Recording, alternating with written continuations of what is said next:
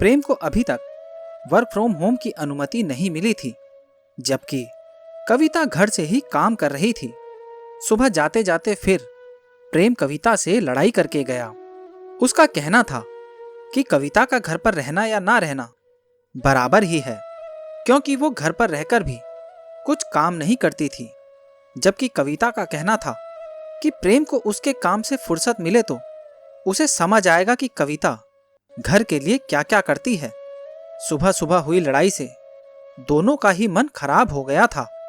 कविता और प्रेम ने 8 महीने पहले लव मैरिज की थी। अपने घर वालों की मर्जी के खिलाफ जाकर दोनों ही कामकाजी थे और अपने अपने काम में बहुत परफेक्ट होने के साथ उसके लिए बहुत महत्वाकांक्षी भी थे। दोनों ऑफिस की एक मीटिंग के दौरान ही मिले थे। आज जिस बात के लिए दोनों लड़ रहे थे, वही बात दोनों को उस समय एक दूसरे के नजदीक लाई थी, जो था दोनों का अपने काम के प्रति प्यार और जुनून। दोनों पहले फोन पर बातें करते थे, फिर धीरे धीरे मिलने लगे। साल भर लव मैरिज रिलेशन में रहने के बाद दोनों ने शादी का निर्णय लिया।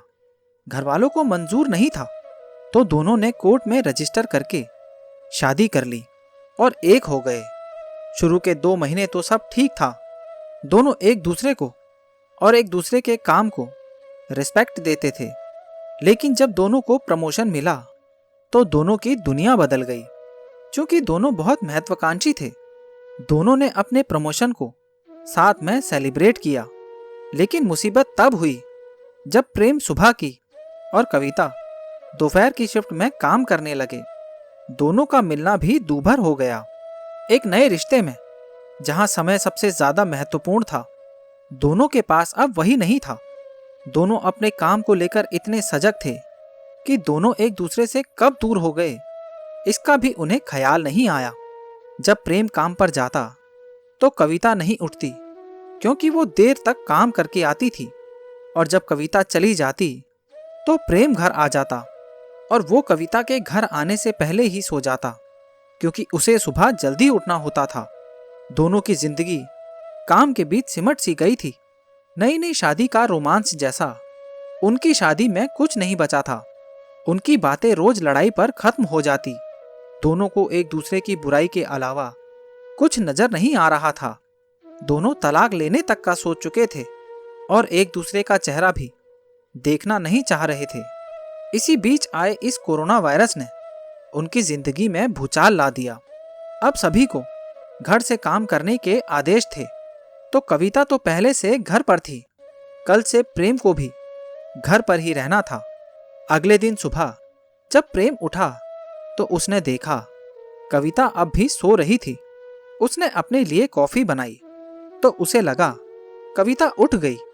तभी उसने कविता के लिए भी एक कप कॉफी बनाकर टेबल पर रख दी। कविता आई तो देखा प्रेम गैलरी में खड़ा कॉफी पी रहा था और उसकी कॉफी बनी हुई है। उसे बड़ा आश्चर्य भी हुआ, पर ऐसा भी लगा कि जैसे दिल के एक कोने में किसी ने नई दस्तक दी। वो पुराने दिन याद करने लगी, जब वो और प्रेम कैसे कॉफी पीने के लिए मिला करते थे। उसने अपनी यादों में कॉफी का एक घूंट लिया और फिर यादों में खो गई। कितना प्यार करता था प्रेम उससे, उसकी हर बात मानता था, उसमें सब अच्छा लगता था। और अब देखो, बस यही सोचते हुए वो ब्रेकफास्ट बनाने लग गई।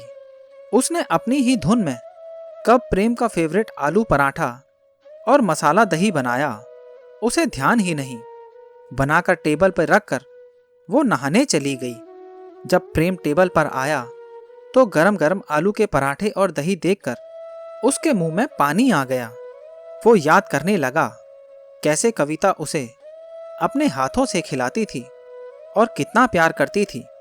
और अब जब पराठा चखा तो फिर कविता की प्यार भरी यादों में खो गया। नाश्ता कर वो फिर अपने काम में लग गया। कविता खाने की तैयारी कर अपने काम में लग गई। दोनों एक ही घर में चुप चुप से थे। चुपके चुपके एक दूसरे को निहार रहे थे, मानो अपने आप से पूछ रहे हों, कहाँ गए वो प्यार करने वाले पागल पंछी जो कितना भी बिजी हों एक दूसरे के लिए समय निकाल ही लेते थे, जिनका एक दूसरे के बिना ना तो दिन होता था और ना रात, जो हर छोटी बड़ी बात एक दूसरे को बताते थे, जो हर वक्त साथ रहने की कोशिश करते थे, रूठते थे, मनाते थे, रुलाते थे, समझाते थे, प्यार करते थे, एक दूसरे का चेहरा देख बात समझ जाया करते थे। आज यूं एक दूसरे के सामने हैं पर चुप हैं, एकदम खामोश, जैसे दोनों के दिल बात कर रहे हों और नजरें खामोश सी बस एक दूसरे को निहार रही हों। प्रेम ने रेडियो चालू किया तो उस पर गाना बजा, दो दिल मिल रहे हैं, दोनों एक दूसरे को घूर रहे थे। शायद अब शब्दों की जगह नजरों ही नजरों में शिकायत हो रही थी। मानो कविता प्रेम से कह रही थी, कहाँ गया वो मुझे बेइंतहा चाहने वाला प्रेम। और प्रेम कह रहा हो, यही तो है, तुमने ठीक से देखा ही नहीं। गाने के बोल दोनों की बातें कर रहे थे, जैसा है इधर का नजारा वैसा ही है उधर का समा। बस यही हाल दोनों के दिल का भी था। फिर चुपचाप दोनों नजदीक आए। कविता की आंखों से एक आंसू छलका और प्रेम के होठों ने छुआ। और बस उस गाने के साथ चुपके चुपके दो दिल फिर मिल गए। इस कोरोना के क्वारंटाइन ने एक टूटा हुआ रिश्ता जोड़ दिया और दो प्यार करने वाले दिलों को फिर मिला दिया। तो दोस्तों, ये कहानी आपको कैसी लगी और इस कहानी के बारे में आपकी क्या राय है, नीचे कमेंट बॉक्स में ज़रूर बताना। और अगर अभी तक आपने चैनल को सब्सक्राइब नहीं किया है तो सब्सक्राइब कर लेना।